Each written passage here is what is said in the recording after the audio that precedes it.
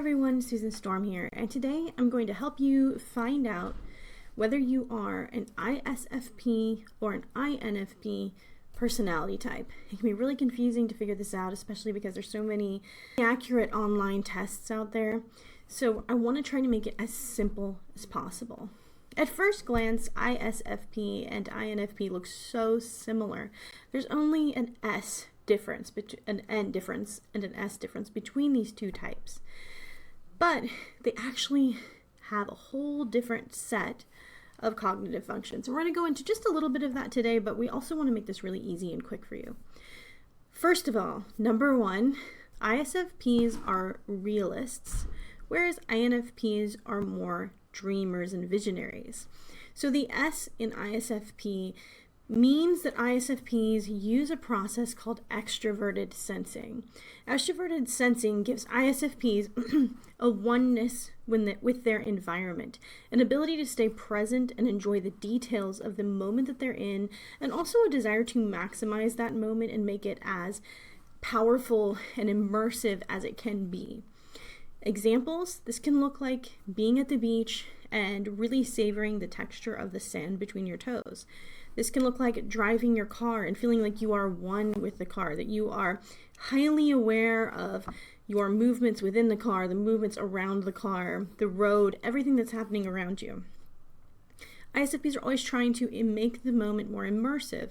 So when they're cooking a meal, they're tasting different things, they're adding different spices, they're maybe listening to a song that they love, they're dancing in between mixing up ingredients. How can they make the moment more immersive? How can they make it more meaningful to them in some kind of a concrete way? For INFPs, the interest is more in dreaming and imagining. This is why I've called INFPs the dreamer's personality type, the dreamer.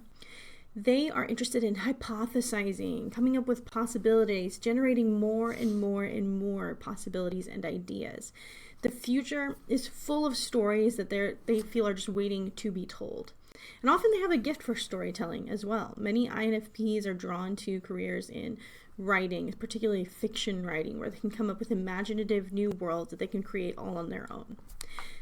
There's also a difference in the way the two types communicate. ISFPs are realists, and because of that, they have this very concrete way of expressing themselves. They are going to explain things in a linear way, from beginning to end, whereas INFPs have a more random way of speaking. They form connections constantly from one time period to another. They could be talking about something that they're referencing from 5 years ago, and then they're connecting with something that could happen in 15 years. They tend to jump around more. The focus of what they're saying is more about the overall meaning rather than the concrete experience that they're trying to share with you. So is the person you're talking with, or are you more linear when you communicate? Is there a beginning, middle, and end? Or are you more random, drawing connections from various points in time? Because the linear types tend to be more on the sensor side, whereas the non-linear types typically are the intuitive perceiving types. All right, so those are some really obvious differences.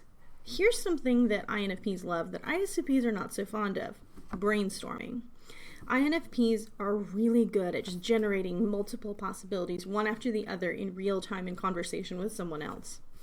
ISFPs have a much harder time with that. That's because ISFPs do not have extroverted intuition as one of their top 4 cognitive functions. It's actually the 7th out of 8 cognitive functions. So generating a myriad of possibilities in real time with someone else is actually an exhausting process for an ISFP, whereas it's very exciting for an INFP. ISFPs it's much easier for them to stay present in the moment, to respond quickly to incoming details, and that's harder for an INFP. INFPs, because they're so focused on imagination and theory and abstract ideas, tend to be a little more detached from the details of everything that's happening around them. So if they're in a situation where they have to be wildly and rapidly responsive to things that are happening right now, that can be really stressful for an INFP. This isn't to say they can't learn how to do that. I know many INFPs who have learned how to become athletes, who have learned how to be very present in their environment, but this is a learning process. It's not something that comes really naturally to them. It's something they've had to train for.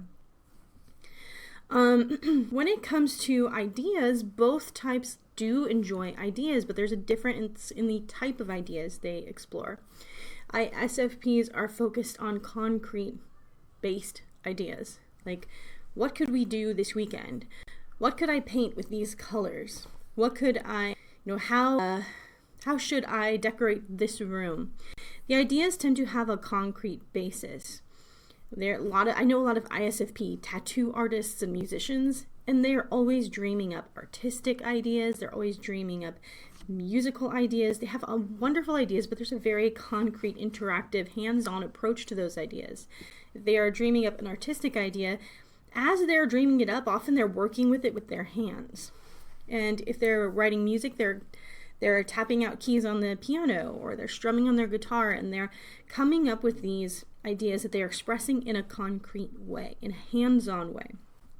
And I think this is why ISFPs are often called the artists. They're often called virtuosos. And I think it's because they have this very creative, hands-on, experimental approach with artistic mediums. Now, this doesn't mean that every ISFP is an artist. There are definitely people who have emailed me over the years who have said, I'm an ISFP and I don't have artistic abilities. Well, that's fine.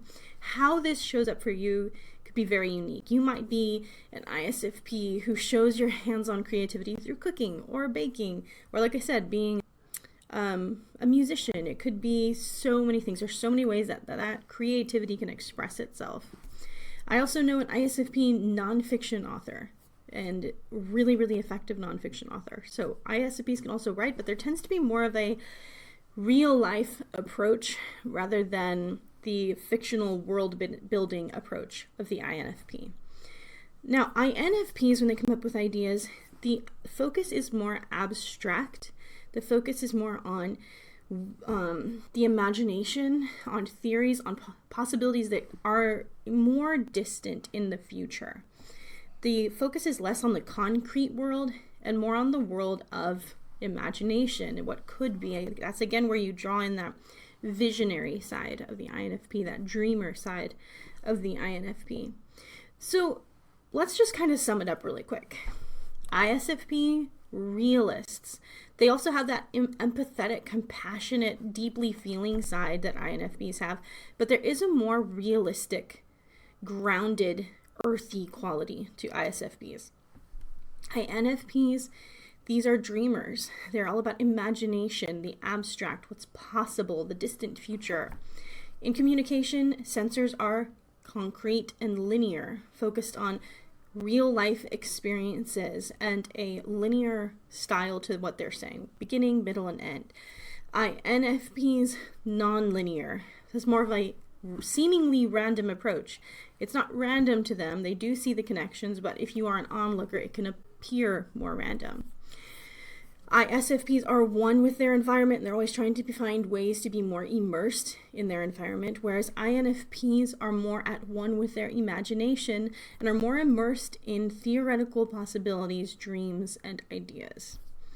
Brainstorming, ISFPs are more exhausted by brainstorming, whereas INFPs are more invigorated and inspired by brainstorming. So these are just a few things to keep in mind as you are trying to find out whether you are an ISFP or an INFP, or whether someone you know has ISFP or INFP preferences. If you'd like to find out more, check out my website at psychologyjunkie.com. I do have an article about this if you're interested, or like and subscribe for more videos. I'm hoping to put out a lot more in the near future. Thanks so much, everyone. Bye.